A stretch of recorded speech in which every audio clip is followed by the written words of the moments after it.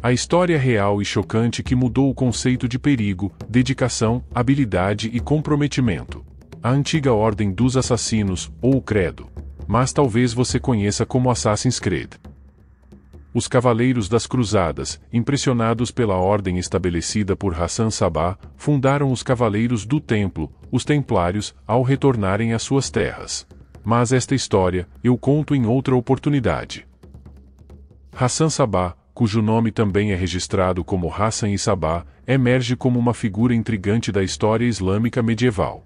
Ele nasceu por volta de 1050 na cidade de Qom, no Irã. Desde a infância, Hassan Sabbah demonstrou uma paixão incomum por aprendizado e conhecimento.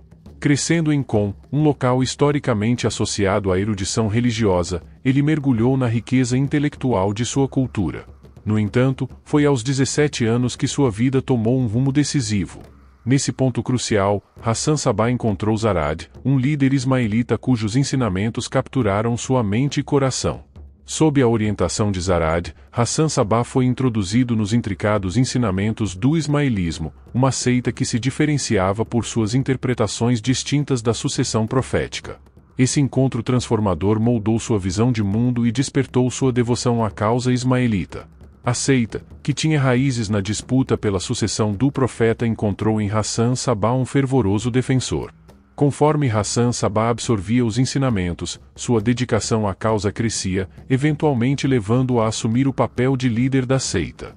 Essa ascensão ao poder revelou sua habilidade em unir seguidores e articular os princípios fundamentais. Sua liderança não se limitou apenas à esfera religiosa, pois ele também se tornou um estrategista astuto, como evidenciado por suas táticas inovadoras durante os conflitos que marcaram a época. A reviravolta em sua vida ocorreu quando ele foi expulso da comunidade por desentendimentos internos. Em busca de poder e influência, ele procurou aliados e encontrou apoio na dinastia fatímida do Egito, que era um governo rival. Porém não conseguiu manter o apoio por muito tempo. Ele se retirou para a fortaleza de Alamut, uma região montanhosa no norte do Irã, que se tornaria a sede da Ordem dos Assassinos. A data exata da fundação da ordem é incerta, mas é geralmente colocada nos anos de 1090. A ascensão de Hassan como líder da Ordem dos Assassinos é uma narrativa envolvente, marcada por uma combinação única de estratégia política e táticas clandestinas. Sua decisão de estabelecer a Ordem dos Assassinos foi um ponto de virada, lançando as bases para uma das seitas mais notáveis e temidas da história medieval. Ao conceber a ordem, Hassan Sabbah buscava mais do que simplesmente um grupo de seguidores, planejava uma sociedade secreta com uma missão específica, realizar eliminações seletivas. O termo assassino, que se tornaria sinônimo da ordem, derivou-se da palavra árabe ashashin, que tinha a curiosa tradução de usuário de haxixe. Essa conexão alimentou lendas e mistérios em torno dos métodos e treinamentos dos membros da ordem. Hassan meticulosamente recrutou indivíduos para sua causa, chamando-os de fidais ou assassinos. Esses seguidores não eram simples executores, eram treinados de maneira rigorosa e submetidos a um conjunto de habilidades especializadas para realizar suas missões. O treinamento incluía o manuseio de diversos tipos de artefatos de combate, artes marciais, técnicas de infiltração e a capacidade de permanecer incógnito até o momento preciso. A lealdade dos fidais à ordem era excepcionalmente profunda, caracterizada por um compromisso inabalável com a causa e uma prontidão para sacrifícios extremos. A Ordem dos Assassinos rapidamente se tornou conhecida por sua eficácia e mistério. Sua presença era tão temida que, durante séculos, histórias e rumores sobre suas habilidades extraordinárias circularam em toda a região. A fundação da Ordem dos Assassinos deixou uma marca indelével na história, retratando um período em que a política, a religião e as artes secretas se entrelaçavam de maneira única. O castelo de Alamut, a morada das águias, emerge como um símbolo imponente na história da ordem, escolhido estrategicamente por Hassan Sabbah como o centro de suas operações. Localizado em uma região montanhosa no Irã, a cerca de 2.000 metros de altitude, este castelo não era apenas uma fortaleza, mas uma peça crucial no xadrez geopolítico da época. A escolha de Alamut como sede do credo foi meticulosa. O castelo era considerado uma verdadeira fortaleza, aparentemente impenetrável, aninhada nas montanhas iranianas. Essa característica proporcionava uma defesa natural robusta contra invasores potenciais, criando um refúgio seguro para a ordem. Além da segurança proporcionada pela geografia acidentada, o castelo oferecia uma posição estratégica invejável. Situado em uma região que controlava rotas comerciais e políticas cruciais, o castelo proporcionava uma visão panorâmica que permitia monitorar e controlar o movimento na área circundante.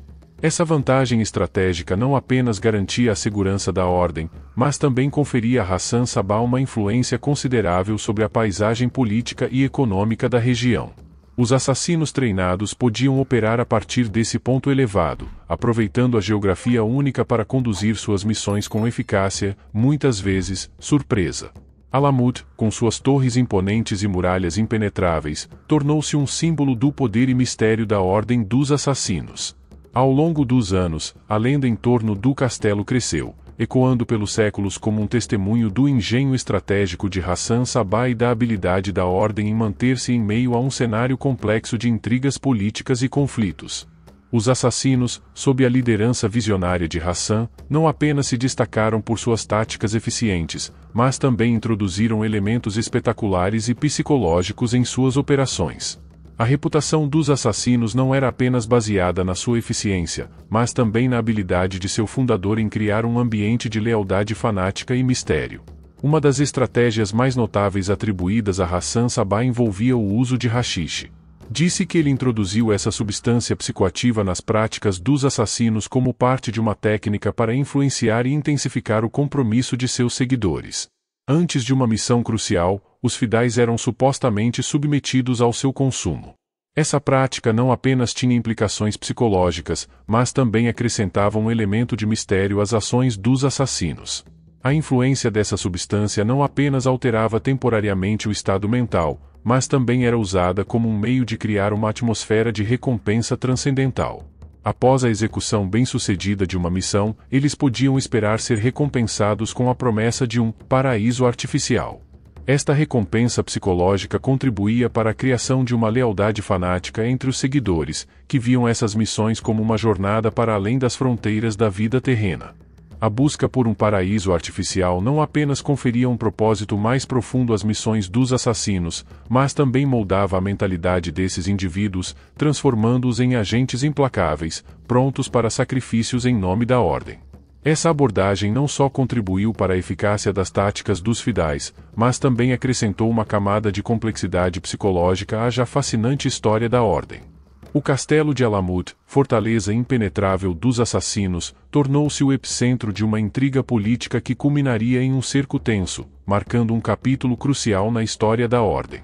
A Grande Seljuk, perturbada pelas mudanças na região, decidiu impor sua força sobre Alamut, liderando um cerco que lançaria a Ordem dos Assassinos em uma luta pela sobrevivência. O comandante Nizam al-Mulk, encarregado do cerco sob as ordens da Grande Seljuk, estabeleceu uma pressão constante sobre o castelo de Alamut, visando enfraquecer a ordem.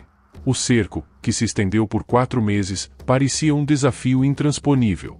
No entanto, Hassan Sabah, o mestre estrategista por trás dos assassinos, estava prestes a virar o jogo de maneira surpreendente.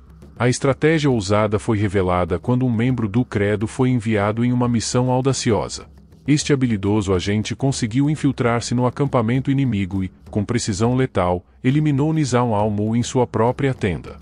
Essa manobra inesperada chocou os sitiadores, resultando na retirada abrupta do cerco ao castelo de Alamut.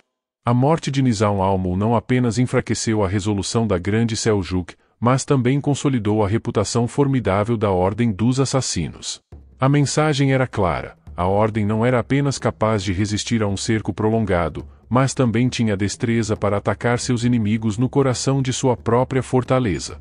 A reviravolta na situação desencadeou eventos posteriores significativos. Com a morte de Maliksha, o sultão, sucedido por Sultan Sencer, que ofereceu uma recompensa substancial pela cabeça de Hassan Sabah, a caçada ao líder assassino intensificou-se. No entanto, Sultan Sencer acordou certa manhã com uma adaga cravada na pedra ao lado de sua cama, uma resposta implacável da ordem. Atordoado e incapaz de compreender o que havia acontecido, o sultão retirou-se da busca, reconhecendo a tenacidade e a astúcia da Ordem dos Assassinos. Esse episódio não apenas solidificou a reputação de Alamut como uma fortaleza praticamente inexpugnável, mas também demonstrou a habilidade única de Hassan Sabah em virar o curso dos eventos com uma estratégia astuta e execução precisa. A história do cerco a Alamut permanece como um testemunho da resiliência e engenhosidade dos fidais diante das pressões implacáveis do poderoso império da Grande Seljuk.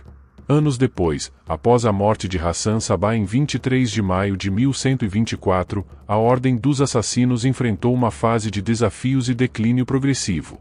A figura carismática que havia sido o coração pulsante da Ordem, deixou um vazio difícil de preencher. Embora o credo continuasse a existir, a ausência de seu líder visionário teve um grande impacto em sua coesão e eficácia. A liderança pós-Hassan enfrentou dificuldades para manter a coesão interna e a influência externa que a Ordem desfrutara anteriormente. O caráter único de seu antigo líder e sua habilidade de unir os membros em torno de uma causa comum eram elementos difíceis de replicar. Internamente, disputas pelo poder e divergências ideológicas minaram a unidade da Ordem. Além dos desafios internos, o credo também enfrentou crescente pressão externa. À medida que as dinâmicas políticas da região mudavam, a necessidade percebida da Ordem diminuiu. Novas forças emergiram, e a influência política e militar que antes permitia controlar rotas comerciais e políticas foi gradativamente minada. O golpe final veio em 1256, quando o castelo de Alamut, símbolo de sua grandiosidade e resistência, foi destruído pelos mongóis. Essa destruição marcou o fim de uma era, eliminando fisicamente a sede da Ordem e simbolicamente encerrando o legado dos assassinos. O declínio gradual da Ordem dos Assassinos tornou-se evidente, e a sombra que antes pairava sobre a região começou a desaparecer. Apesar de sua queda, o legado da Ordem dos Assassinos perdurou através dos séculos. A intriga e mistério que a cercavam continuaram a inspirar narrativas e lendas, e o impacto que teve nas dinâmicas políticas e culturais da época deixou uma marca indelével na história. O declínio da Ordem foi o fim de uma era de sombras e intrigas que deixou uma impressão duradoura na narrativa da história medieval. Ainda hoje, suas incríveis façanhas permeiam o imaginário moderno. Assim a história da antiga Ordem permanece.